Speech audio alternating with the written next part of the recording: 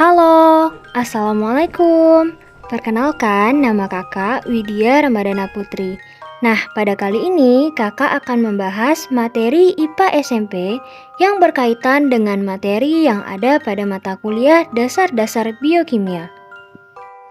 Lebih tepatnya pada bab 2 kelas 8 SMP Kurikulum Merdeka mengenai struktur dan fungsi tubuh makhluk hidup, khususnya pada makanan dan sistem pencernaan. Nah, apa yang terfikirkan di kepala adik-adik ketika mendengar kata makanan? Apakah itu berkaitan dengan nasi atau sesuatu yang lain? Pasti adik-adik tidak asing lagi dengan istilah kalau nggak makan nasi itu belum makan namanya. Pasti ada kan di antara teman-teman kalian yang seperti itu, atau kalian sendiri orangnya. Jadi, nasi yang adik-adik makan merupakan salah satu contoh karbohidrat loh. Karbohidrat ini merupakan nutrisi yang penting bagi tubuh kita. Mengapa bisa begitu, Kak? Nah, mari simak penjelasan kakak mengenai makanan pada kali ini.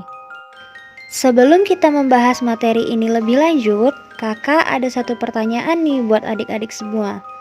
Menurut adik-adik, seberapa penting makanan ini bagi tubuh kita? Adik-adik perlu mengetahui bahwa tubuh kita ini terdiri dari miliaran sel loh. Nah, sel ini nantinya akan membentuk jaringan, organ, dan kemudian sistem organ.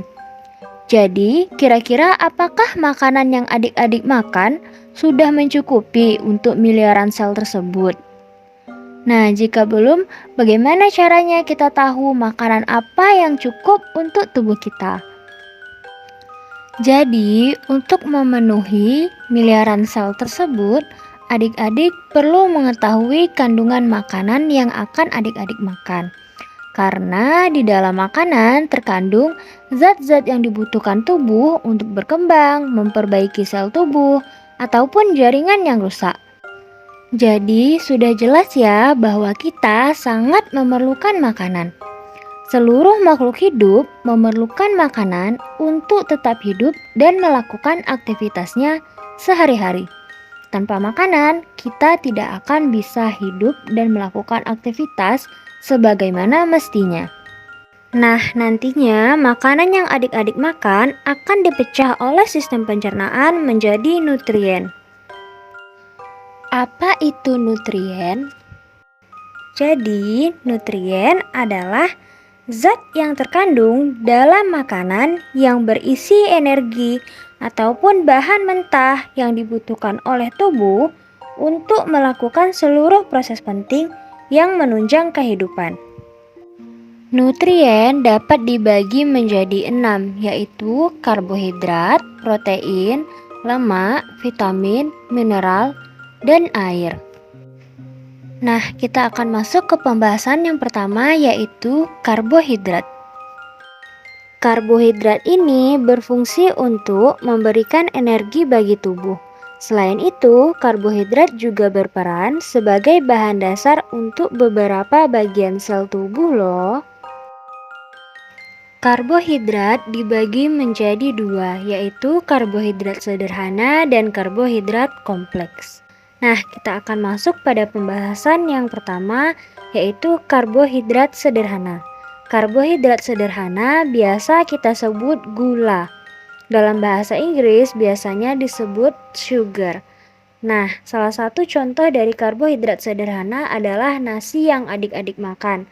Nasi yang adik-adik makan akan dipecah dalam sistem pencernaan menjadi bentuk sederhana, yaitu glukosa. Selanjutnya adalah karbohidrat kompleks. Karbohidrat kompleks merupakan rantai panjang molekul gula. Nutrien selanjutnya adalah protein. Tubuh kalian terbentuk dari protein, mulai dari ujung kaki sampai ujung rambut. Bahkan sel sampai DNA kalian pun terbentuk dari protein. Selain itu, enzim yang membantu sistem pencernaan kalian pun terbentuk dari protein loh. Oleh karena itu, protein disebut sebagai nutrien yang berfungsi untuk membangun tubuh atau pembentuk struktur tubuh. Apa yang terlintas di kepala adik-adik ketika mendengar kata lemak? Apakah itu sesuatu yang berkonotasi buruk? Nah, jadi adik-adik tidak boleh berburuk sangka dulu nih terhadap lemak, karena tidak selamanya lemak itu berkonotasi buruk.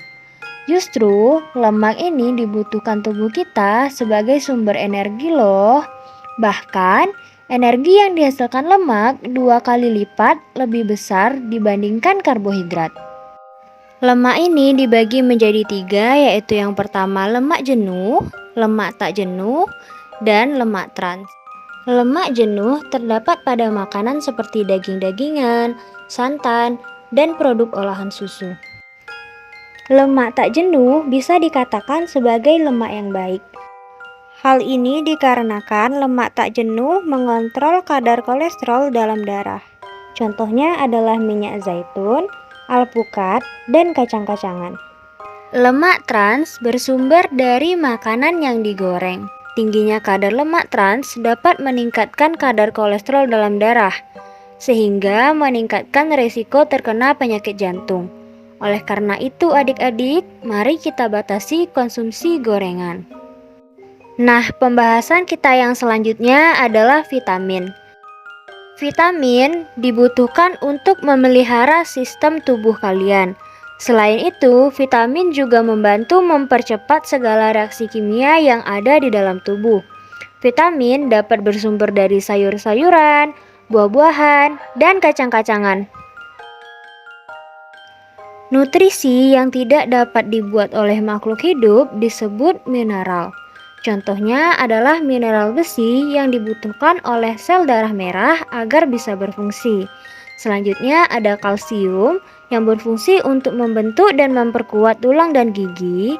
Dan yang selanjutnya adalah magnesium yang berfungsi untuk memelihara otot dan syaraf. Nutrien yang terakhir adalah air. Air merupakan nutrisi yang paling penting dikarenakan 70% dari tubuh kita terdiri dari air.